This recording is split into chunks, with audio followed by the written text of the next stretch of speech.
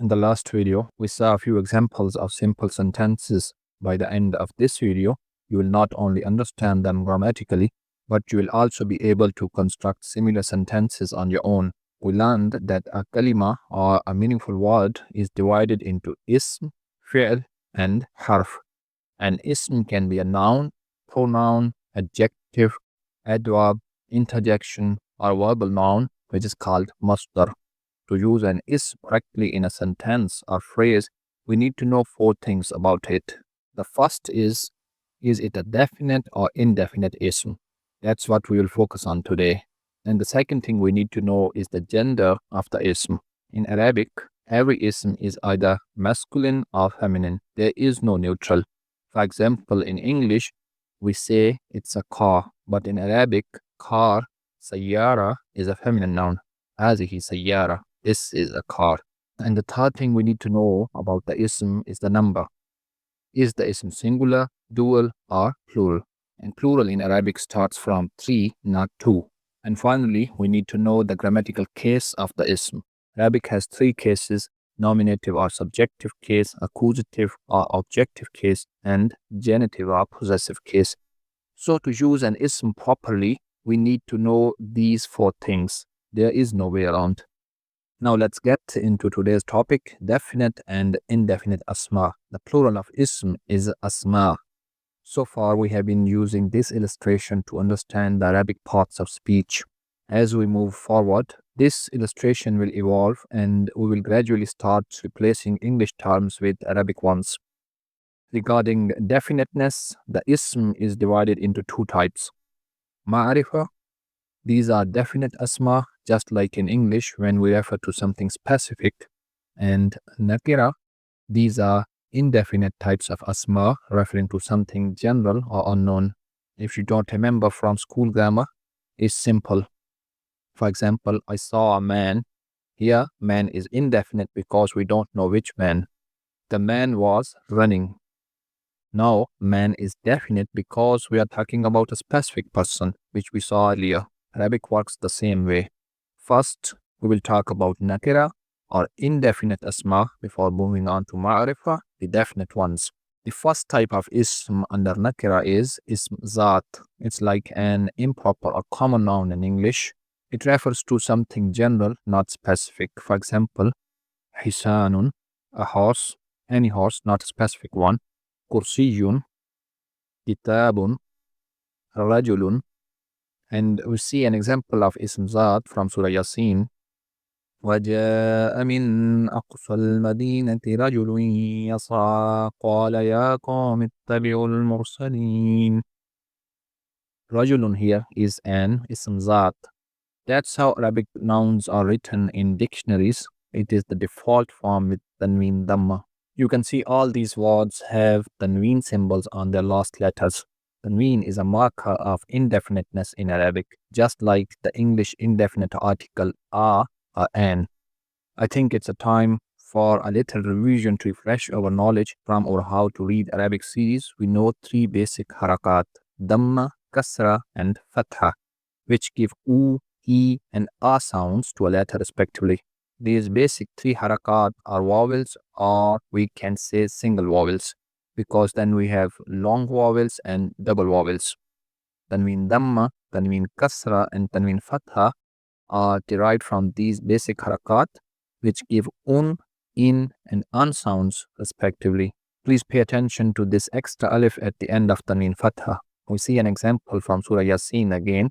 وَجَاءَ مِنْ أَقْصَى الْمَدِينَةِ رَجُلٌ يَسْعَى قَالَ يَا قَوْمِ اتَّبِعُوا الْمُرْسَلِينَ. And the next ayah is اتَّبِعُوا مَنْ لَا يَسْأَلُكُمْ أَجْرًا وَهُمْ مُهْتَدُونَ. Because of tanween fatha, we have an extra alif at the end of noun ajr. However, if we write it with tanween dhamma or tanween kasra, this extra alif is not written. For more details on tanween, you can check out the video Tanween in Arabic. So the in, and an sounds of tanween at the end of a word shows that this word is an ism. The second type of Ism Nakirah is Ism Sifah. Sifah means adjective. Red, green, beautiful, charming, ugly, all types of adjectives are Nakirah. So just like Ism Zaat refers to general nouns, Ism Sifah refers to general qualities like Jamilun, Tawilun, Qasirun. We will use these adjectives in sentences in a while. Please observe the tanween symbol at the end of these adjectives.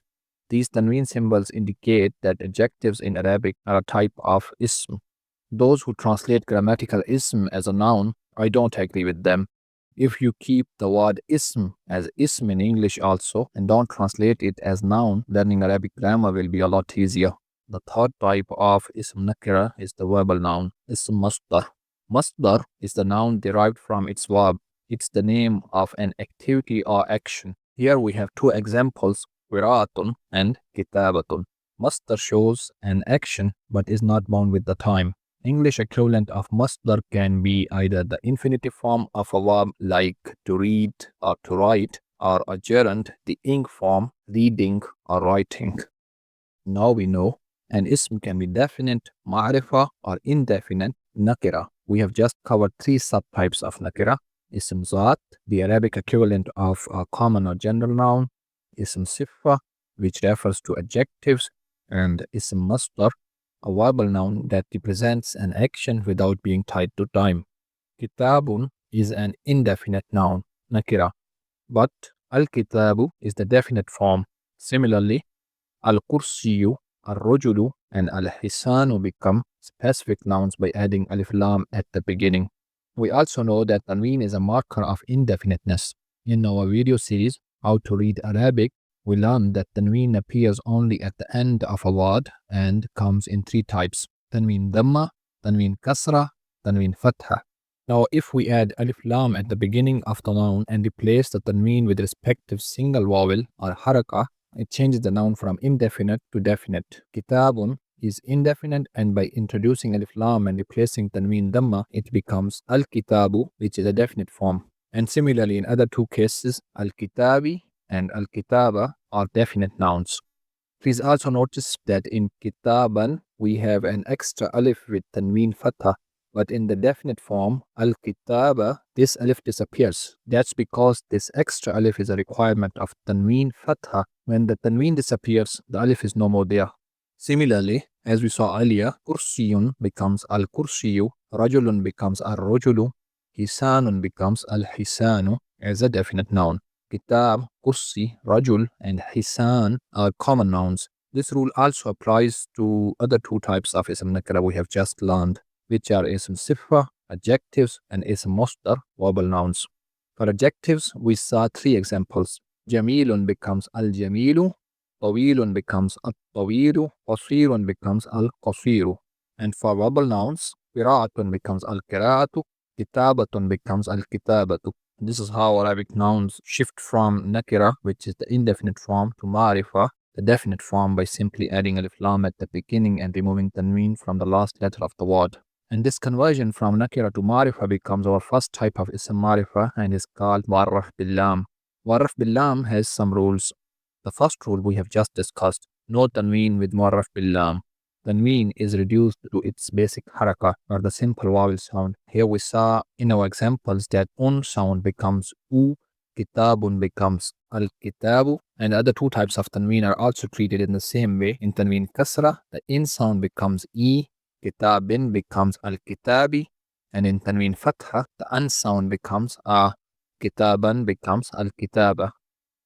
Now, mu'arraf bil-Laam has some more rules, which we will explore as we move forward. But there's one more important rule to understand right now.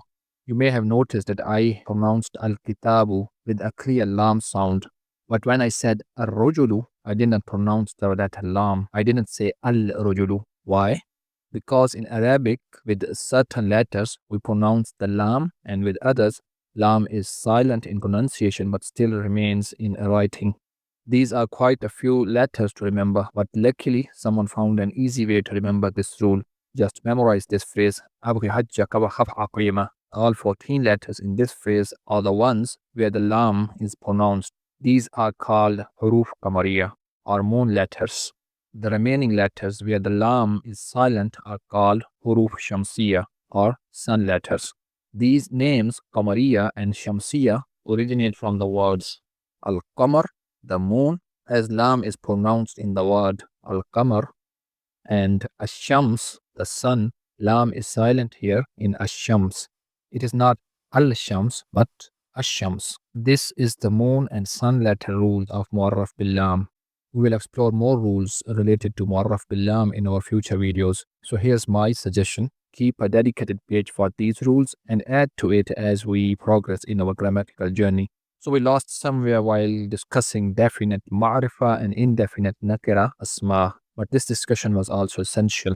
The second type of ism ma'rifah is ism alam. Alam is exactly like a proper noun in English grammar. It refers to the name of a specific and unique entity. For example, Hamidun, a person's name, Makkah, America, Asia. The only difference is that in Arabic, there is no distinction between capital and small letters. A proper noun, Ism Alam, a common noun, Ism Zaat, are written in the same way. Let's pause our discussion on Ism Ma'rifah here and focus on practicing the two key rules of Mu'arraf bil-Lam that we have just learned. Once we have practiced these rules, we will move on to constructing simple nominal sentences. Then in our next video, we will continue exploring more types of Ism Ma'rifah in greater depth. We will convert these indefinite asma to definite types by adding Alif-Laam. Please keep the phrase for moon letters in mind. The first nakira ism we have is waladun. The word walad starts with the letter waw, and waw is there in the moon phrase. So we will pronounce lam here while making it ma'rifah. Al-waladu. Similarly, waladin al-waladi. Waladan al-walada. Please notice the extra alif that appears when a word has tanween fatha. However, in the definite form, where tanween is replaced by a single fatha, this extra alif disappears. And just to satisfy the curiosity, why do we have three different versions of the same word walad? The answer is grammatical cases. The tanween or simple haraka on the last letter of an ism indicates its case in Arabic grammar. Waladun or al-waladu are in the nominative or subjective case. Waladan and al-walada are in the accusative or objective case. And waladin or al-waladi are in the genitive case. Let's look at an example sentence. Daraba Hamidun Zaidan. Daraba Hamidun Zaidan. Hamid hit Zaid. Here daraba is the verb. Hamidun is the subject in the nominative case with tanween damma. Zaidan with tanween fatha is the object in the accusative case. For emphasis or whatever reason, we can change the sentence order, but still the object and subject remain understandable. This is not possible in many languages, but that's a separate topic.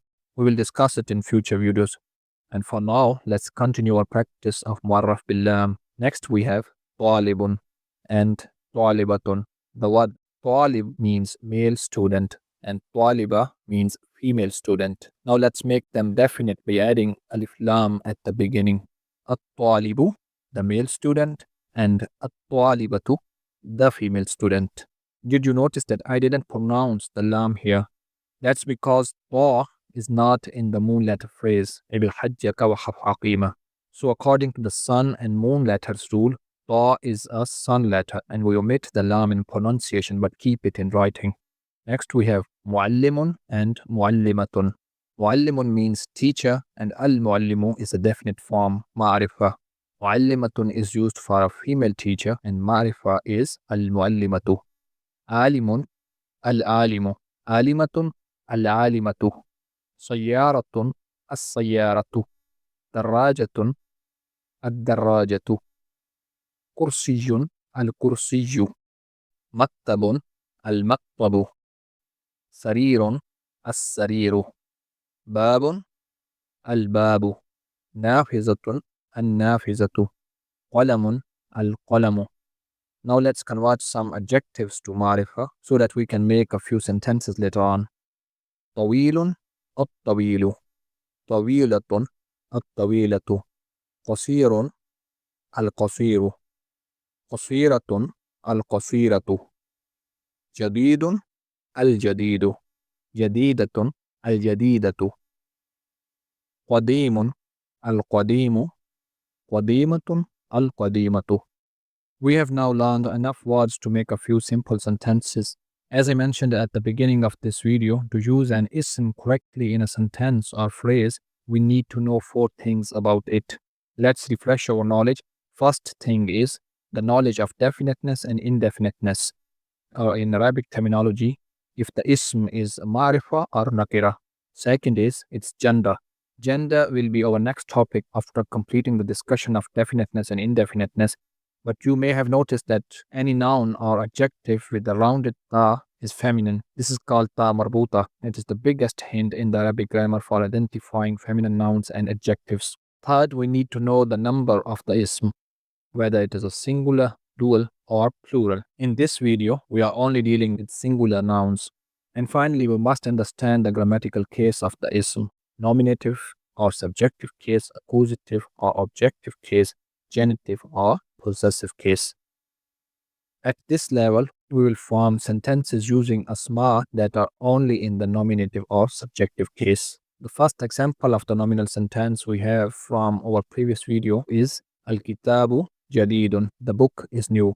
A nominal sentence consists of 2 parts. First part is the subject. In Arabic, it's called mubtada.